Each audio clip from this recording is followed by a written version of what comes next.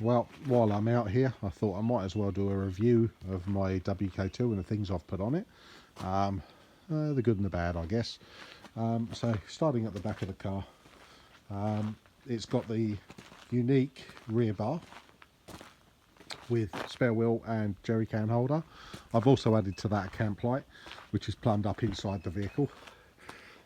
Two recovery points on the back. The unique bar's quite nice. It suits the back of the car. A couple of things I don't like about it. The original exhausts need modifying. I took off the rear boxes. It's a diesel, it doesn't need them. It's not excessively noisy without them. And got some Stealth type turned down tailpipes put on it, which much to the disgust of people that are following me when we're off on tracks, because it does blow a fair amount of dust into the air, but that's quite amusing. But the idea behind that was to prevent it from burning the rear light lenses. If you look at the inside edge of those rear lenses, you can see they're blistered. That's been caused by hot exhaust gases. It's happened both sides. To be fair to Unique, when I challenged them about it, they sent me lights out, no problem at all. Also, the two reversing lights each side of the number plate, they did fail fairly early on, and again, Unique replaced them. Not a problem. They are also available through eBay, no problem at all. The swing outs work well. They're not over centre catches. They are nice little latches that they've put on to release, which are quite nice, like door latches. They don't really chatter too much on the track, which is funny because they do move, but yeah, they don't really chatter. So all good. Yeah, quite happy with that. I think it works well. I did have to extend my drawbar for towing my camper trailer because of the extra distance there. But yeah, all good. And then moving around the side of the car, as you can see, yes, this is a limited. It's a Luxury 2 limited, and it has 18-inch wheels. These wheels are off my mate's Trailhawk. He upgraded his wheels, and I bought these old ones. Much better for off-roading than a 20, and it keeps my 20s all nice and neat. They're not scratched, so yeah, quite like that. It gives me a few tyre choice options. I like running mud terrains. The Murchison snorkel, well, there was a video on that. Fitting it, yeah, it's done its job. It did the Balfour track in Tasmania. We had water up over the headlights, and yeah, the car got through it, no problems. Didn't draw any water in. All in all, it matches the car. It suits the car much better than the Airflow model, which doesn't look quite as nice. A bit of a pig to fit, but yeah, it's a nice unit. I'm happy with it. Where can you be without a King's awning? I mean, there's got to be more of these awnings on cars than anything else. This price point at the end of the day, I think this awning cost me 130 bucks. I'm too lazy. When the weather gets crap, I can't be bothered to get out of my tent or my swag and put an angle on the awning or even pull the awning down. If it breaks, I'll buy a new one. As simple as that. Yeah, I mean, it's a good awning for the money. Can't really go wrong. I don't want to go out and spend $400 on an awning. Simple as that. It's just an awning. It's just occasional use, and it does the job perfectly. It is also a big enough bag that I can actually get my sand flags in there. So I can put my sand flag in there for when I do Beachport, places like that, and it will carry it so not in the car. Perfect. Moving around to the front. Now, I've had questions about this previously about the front brush bar, or front bar. Again, it's unique. I went for the single hoop design because it really suits Jeep. What do we got? We've got another King's Super Senna winch in there. The Dominator, is it the 8X or something? It's 8 or 9 horsepower. Good winch. It's not let me down. It's a good winch. Nice and powerful. It pulls this car no problem at all. On the front, I've got a couple of Light Force spotlights. Those Light Force spotlights were the best part of $1,000. But gee, you would not believe how bright they are. They're just insanely bright. First time we switched them on, when we were on a night drive, me and my wife just giggled. We just couldn't believe how bright they are. Actually insane. And they've been on there for probably 3 years now, and yeah, still as good as the day they were fitted. So you do get your pay for. Not knocking the cheaper brands, which are also great, but yeah, Light Force definitely very, very good. The bull bar comes with indicators built in the outer and fog lights in the front, in the inner. The fog lights on the other side, this one blew, and it blew fairly early on. It was probably only just over a year old, and a friend of mine said, "Oh, one of your lights is out," and I thought, "Man, maybe a bad connection." Anyway, pulled it apart, and it's just a dead unit.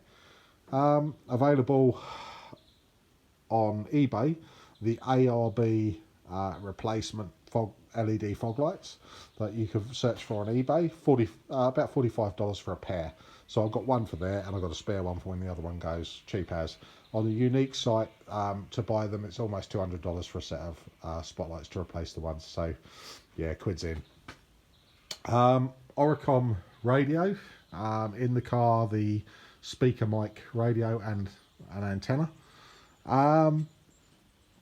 Does the job. That's all I'm prepared to say about that. It's like the first one went wrong.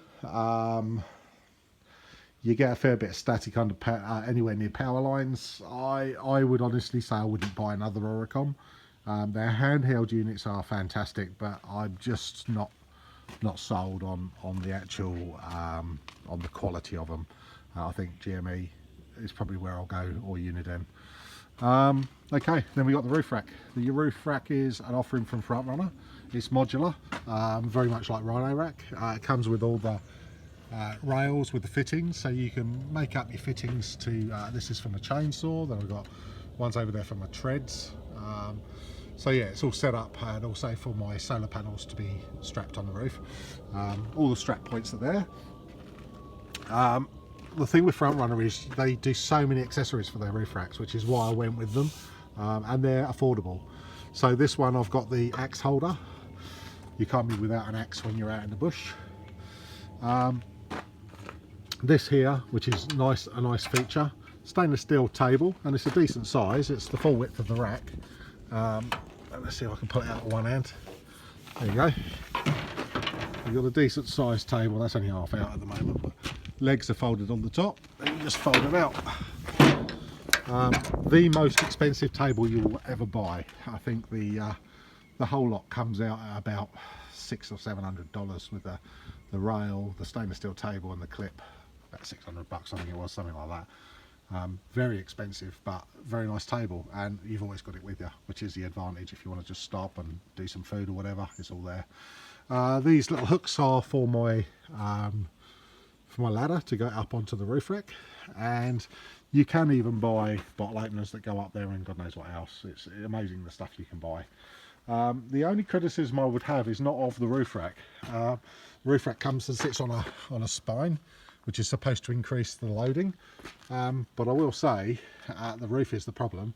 On a WK2, and anyone that tells you otherwise doesn't know what they're talking about, 65 kilos. Unless you take the headlining away and do some reinforcing on the roof, 65 kilos. And just to give you an example of that, I'm going to put very light effort, and I'm literally just pulling, and just look at the mounting point. Can you see the way the roof is flexing?